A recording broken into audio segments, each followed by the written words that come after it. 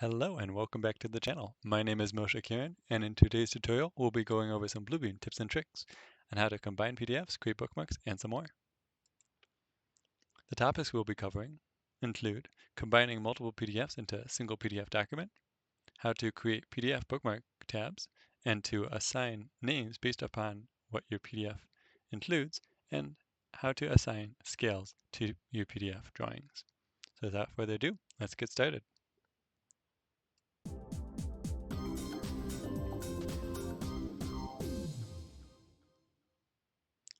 So we can see on our starting screen, we have a folder just I saved to our desktop called Sample Staple, which has right now 13 individual PDFs.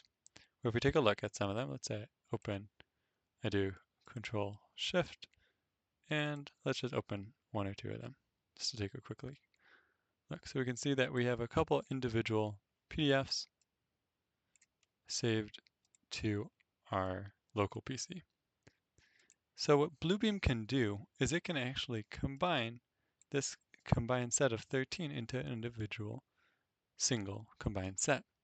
So to start, you select all 13 files, we right click, and from our contextual ribbon, we have an option to do combine files in Bluebeam. From here, we'll follow the stapler dialog, which allows us to, step two is name the output file. So in this case, I'll do combined set. It allows us to choose either the source file location or a custom folder. I'll just use the source file location. And then as well, you can choose the order of the PDFs. So let's say I would like this G1 file to be at the very top. I'll just move it on up, using the arrows. And now this, instead of being the last PDF in the compiled set, should now be the first. Once ready, I'll click OK. And I will allow the stapler to staple. You can choose to save the job if you so please. And as we can see on the left, we now have a new combined PDF set. Expanding out Bluebeam, we'll see that it now incorporates all 13 drawings, as shown on the bottom, of the individual PDFs that we saw before. Let's close these ones for now. If we look at the Bookmarks tab, we can see that it generated bookmarks based upon the names of the individual PDFs as we saw before. So for example, this G1, since the PDF was named that, is now the G1 bookmark. If we click through, we can see that it will navigate to that specific page. Looking in the bottom right-hand corner, we can see that there's information relating to each sheet in our title block. We have, for example, C7-OPT. Let's say I would like to rename these bookmarks to include the sheet number and project identification number instead. So what I can do is I can select the Create Bookmarks tab. I can choose a specific page region, and I will start by selecting the sheet number. Using a crosshair window, you can see that it has selected what it is calling region 1, and it's showing you a preview. I'll then do an underscore and add another region. This time, I will use my selection window over the project identification number, and we can see that it generated a region 2. Let's click OK. As our next step, if we would like to add bookmarks for the entire set, we can go to the page range right here and select all pages. If you would like to do individual pages, you have an option as well. Let's click OK. And we can see that it has generated the bookmarks for each and every one of our PDFs. But right now we have additional duplicates. So let's take our original set, these 13, hold down Shift and select, and then do delete. So now we have the same bookmarks as before, or we can use our arrow key to go down one by one, and we can see that it now has the desired information that we'd like it to state.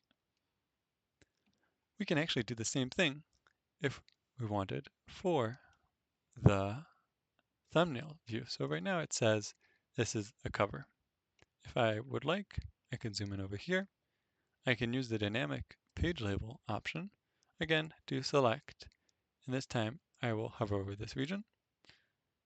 It will identify the information there and do OK. And instead of doing it to everyone, I'll just do it to the current page. Do OK. And we can see on the left that it has renamed the sheet accordingly. In addition, we can see underneath that the sheet can have an assigned scale to it in our PDF, where if we look on the bottom right, we can see the Bluebeam identifies as a page size, in this case it's a 44 by 34, and that this current PDF has no assigned scale to it. If we zoom in on our title block, we can see that the engineer intended that there should be no scale to it, in the sense that they wrote not to scale. But if we pan through our set using our control arrow keys, we can see that some of the other pages do have scales assigned. We have 40, we had a 200. So let's see how we can assign scales to them. If we go to page 3, we can see that it has a scale of 200. If we right click on the page, we have an option to do what's called set scale. Then we can select from one of the preset scales that Bluebeam comes with, scroll down, select 1 to 200, and click apply. Now we can see that it is updated, so that way when people are doing dimensions, it will be using the assigned scale. Let's see how to do the same thing with a bulk edit. If we pan through, we can see that a couple of these pages have the same 1 to 40. So if I do select the first one, hold the shift key and select the last one, I can select multiple, right click, assign set scale, and in this case I'll do the same thing as before, but I'll do 1 to 40 per what's stated on the drawing. Click apply, and now I have bulk assigned a scale to those sheets. So that all done, I am happy with how this set is. I'll double click on my scroll wheel to do my set. I'll go up to the top and I'll click save. Now the next time a user opens it, they will have those pre-assigned scales and very useful bookmarks for easy navigation.